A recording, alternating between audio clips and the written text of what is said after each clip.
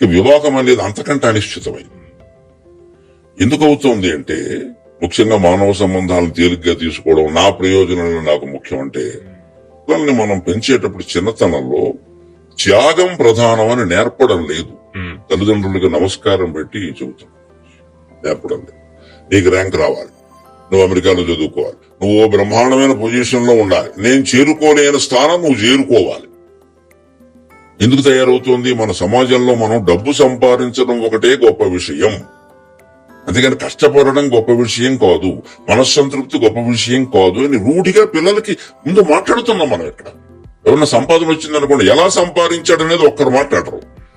ఎలా అయితే ఏంటి, కోటి సంపాదించాడు, మరి అది అంటే పిల్లలకి ఏమైపోయింది, ఎలా అయినా సరే కోటి సంపాదించడం ముఖ్యం అని వీడు మొత్తం సైబర్ నేరాలు మొదలుపెట్టారు. అంచేది ఈ పెంపకంలో ఈ మాటల్లో తేడా రావాలి. వస్తే ఈ లైట్ తీసుకోవడం ఉండదు.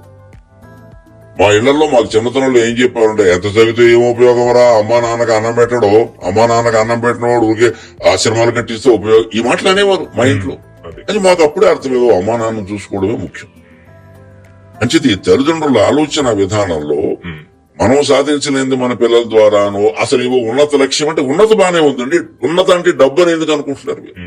మరి పీఠాధిపతులు, సన్యాసులు, పరమహంస పరివ్రాజకాచార్యుల దగ్గర ఏమీ లేదని తెలిసి, ఆధ్యాత్మిక జ్ఞానం మాత్రమే ఉందని తెలిసి మనం ఓ పక్క నమస్కారం చేస్తూ వాళ్ళ దర్శనం కోసం తప్పిస్తూ మళ్ళీ మన పిల్లలకి ఈ సన్యాసము, త్యాగము, జ్ఞానము, వైరాగ్యము నేర్పకుండా సంపాదించడం నేర్పుతున్నాం అంటే లోపం ఎక్కడుంది మిత్రమా? నాటకం ఆడుతున్నాం.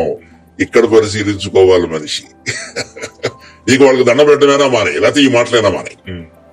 వాళ్ళ ప్రవచనం మీద నీకు భక్తి ఉంటే ముందు ఈ సంపాదన గురించిన మాటలు ఇంట్లో మాట్లాడడం మానే, వైరాగ్యం నేర్పు.